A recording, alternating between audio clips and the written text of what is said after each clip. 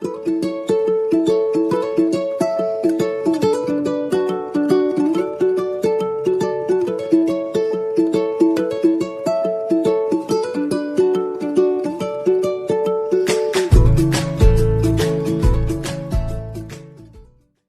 ఉన్నారు అందరూ? బాగున్నారా?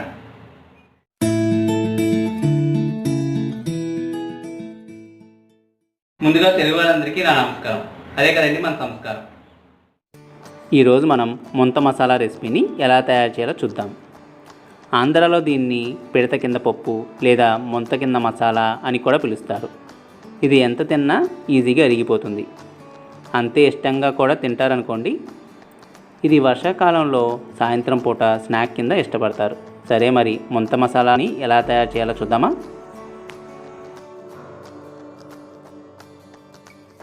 ముంత మసాలాకి కావాల్సిన పదార్థాలు: మరమరాలు, మొక్కజొన్న చిప్స్, చాట్ మసాలా, కారం, ఉప్పు, బేకింగ్ సోడా, 1 కప్పు శనగపిండి, పల్లీలు, సన్నగా తరిగిన ఉల్లిపాయలు, టమోటాలు, నిమ్మకాయలు, కొత్తిమీర. ముందుగా ఒక బౌల్ తీసుకోండి. దానిలో శనగపిండిని వేసుకోవాలి.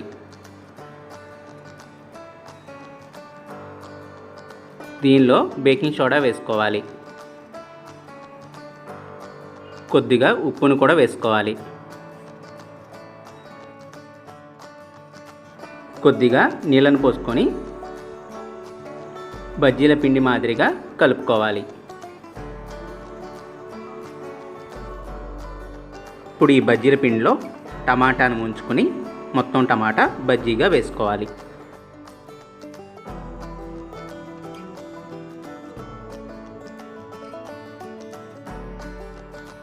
అలాగే మిగిలిన టమాటాలను కూడా బజ్జీలుగా వేసుకోవాలి.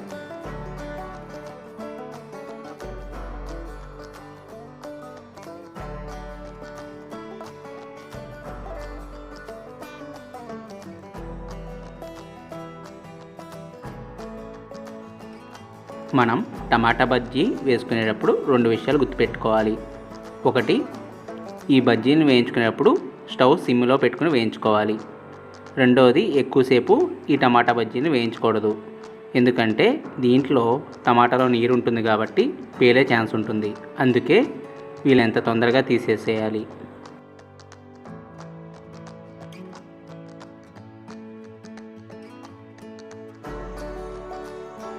ఇలా టమాటా మొత్తం బజ్జీలుగా వేయలేని వారు టమాటా స్లైసెస్ని కూడా బజ్జీగా వేసుకోవచ్చు.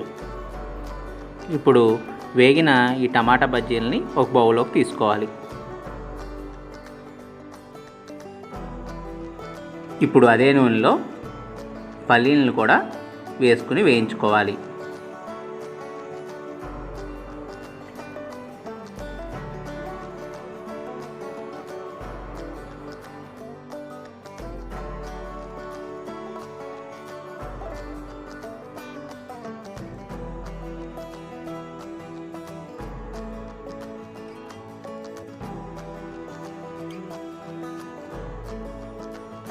ఎర్రగా వేయించుకున్న ఈ పల్లీల్ని ఒక ఫుడ్ బౌల్లోకి తీసుకోవాలి.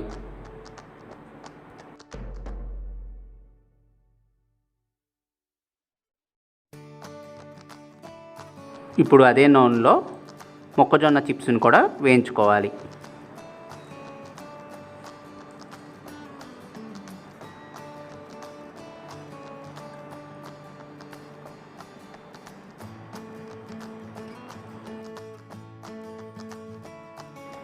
వేయించుకున్న ఈ మొక్కజొన్న చిప్స్ని ఒక బౌల్లోకి తీసుకోవాలి.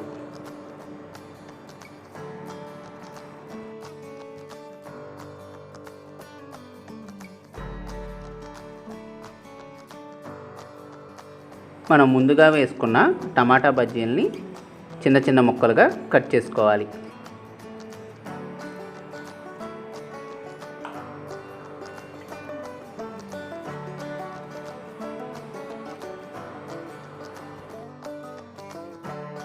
ఇప్పుడు ఒక వెడల్పాటి గిన్నెలో కట్ చేసుకున్న ఈ టమాటా బజ్జీ ముక్కల్ని వేసుకోవాలి. అలాగే సన్నగా తరిగిన ఉల్లిపాయ ముక్కలను కూడా వేసుకోవాలి.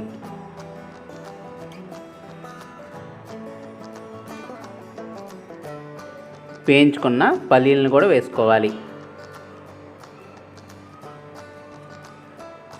కొద్దిగా ఉప్పును కూడా వేసుకోవాలి. కొద్దిగా చాట్ మసాలాను కూడా వేసుకోవాలి. అలాగే కొద్దిగా కారాన్ని కూడా వేసుకోవాలి.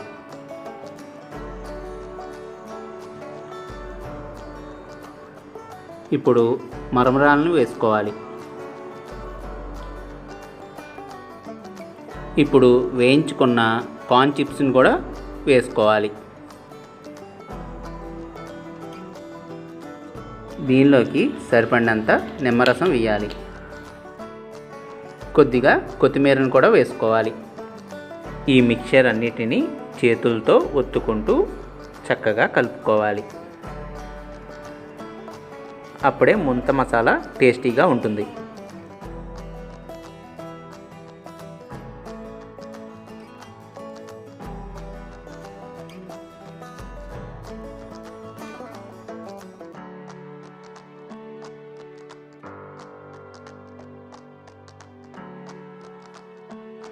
నేను ఇక్కడ చిన్నపాటి ముంత తీసుకొని ఈ ముంత మసాలాని సర్వ్ చేస్తున్నాను.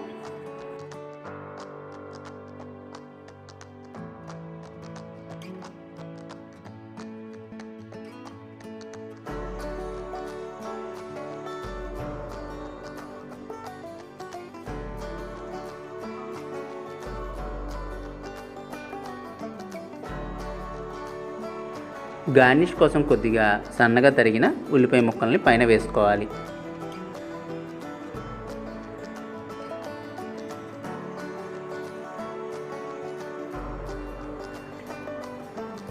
అలాగే వేయించుకున్న పల్లీలను కూడా వేసుకోవాలి. సన్నగా తరిగిన కొత్తిమీరను కూడా వేసుకోవాలి.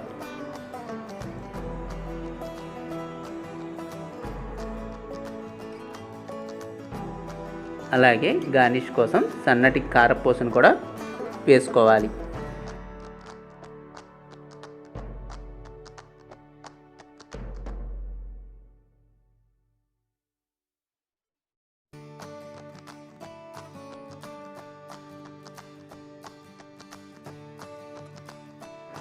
అంతేనండి, నోరూరించే ముంత మసాలా రెడీ అయినట్లే.